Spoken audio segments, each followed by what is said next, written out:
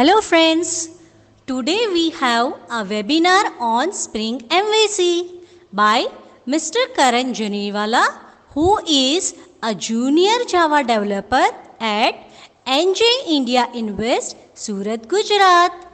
He is the alumni of our CK Pithala College of Engineering and Technology too. He has done very good work on Spring MVC as well as working good with Java in this particular company. And he has done very good projects on Java Servlet also when he was there at Canada for doing his IEP. Right, Karan? Yes, ma'am. Yeah. So hand over to Karan. Now you can start.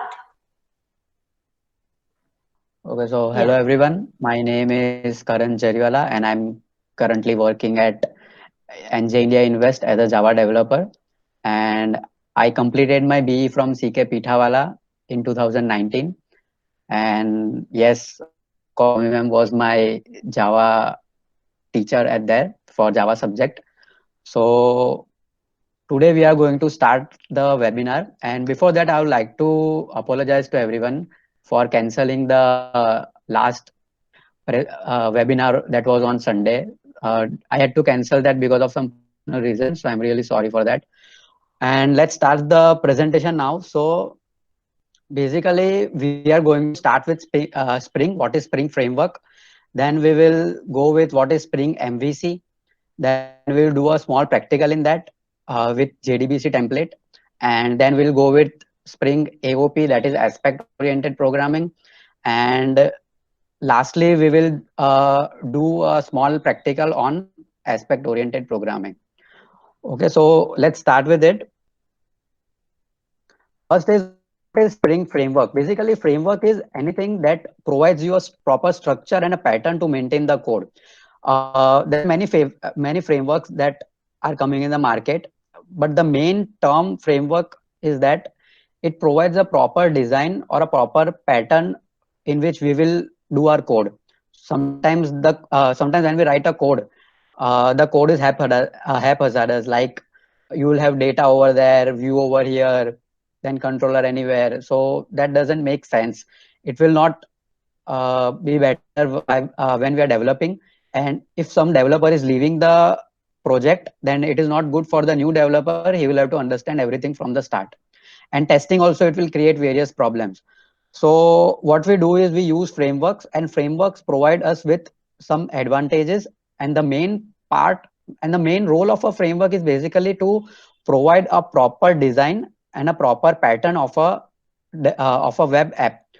So it is easy for a developer to uh, develop an application. Okay. So today we are going to work with Spring Framework. So first of all, I will explain what is Spring Framework. So Spring Framework is basically nothing, but it is also a framework only, but it provides us with various advantages over other frameworks. That is, it provides us with application context and dependency injection. Second is data access, and third is Spring MVC. First is application context and dependency injection. This is the most important thing that Spring provides us. That is application context and dependency injection. So let's start with the first point, that is application context and dependency injection. Whenever we develop a project or say a web application or an enterprise application, whenever I say a enterprise application or a web app, you can consider anything like any web app like Facebook, either be it Airbnb, Instagram, or anything. So it can be any web app. So when we develop a web app and we run the web app, like we run it on the server, so it starts running and it creates various instances, various objects, memory allocation, and everything is done. And when the objects are created, each and every object is dependent on each other. For particular class will never function on its own. It will always need other classes dependency or other class memory allocation in order to run. Or it can also instantiate other class objects also. So over here you can see that this object is dependent on this object, this is dependent on this object. So it creates an object graph. but this object graph is very haphazardous. So the Spring reduces this haphazardness and provides us with proper structure. Okay, and whenever we run the application, we get kind of graph of this. This is not the actual graph, but this is just a pictorial way of representation. Okay, so don't think that this is the actual thing that will be working in backend, but this is just a pictorial way of representation. This is not the actual thing. So this object is dependent on this one, and this object is dependent on this one, and be it over various times, you can see that some apps get updated. So when we update new things, we update new classes, we update new objects, we create new objects, and everything is done. So when we update everything, then new classes are made. The map also again changes. Again, it will be more complex. So it changes over time. But the overall structure, what we want is it should remain same, right? And whenever we write a code, we don't want it to repeat the code. We use it from another object, that is this, and we can use it in our code. So we used to do sharing also in code, right? So basically, this is the thing that Spring provides. That is this map. It will create in such a way that it will provide a proper structure, which we'll look into further slides.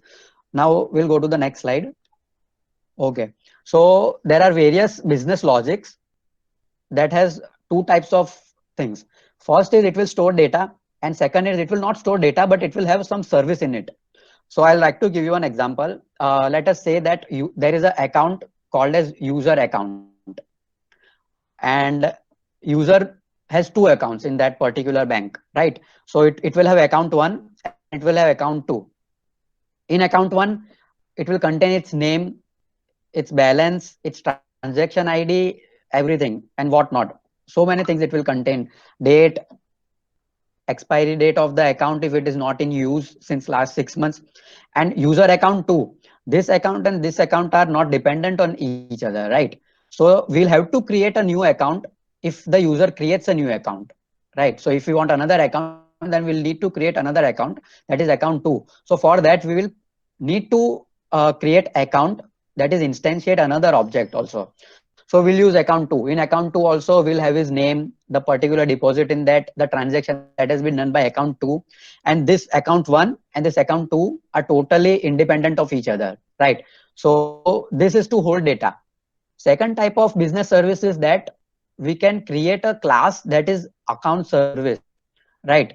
In that I will not have data, but I'll have methods. Like in methods, I'll only say that I want to fetch data from the database. This class is not going to have data. I repeat myself that this class is not going to have data. It will only and only have methods in it, like account service. So if I run account service method, then I'll get the name of the account holder, what type of account it is, when it was created, all the data I want to fetch. So every time I want to fetch this data, I'm not going to instantiate the account service method again and again and again.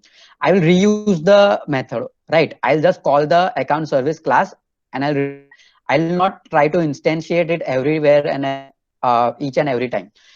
We can do that also, but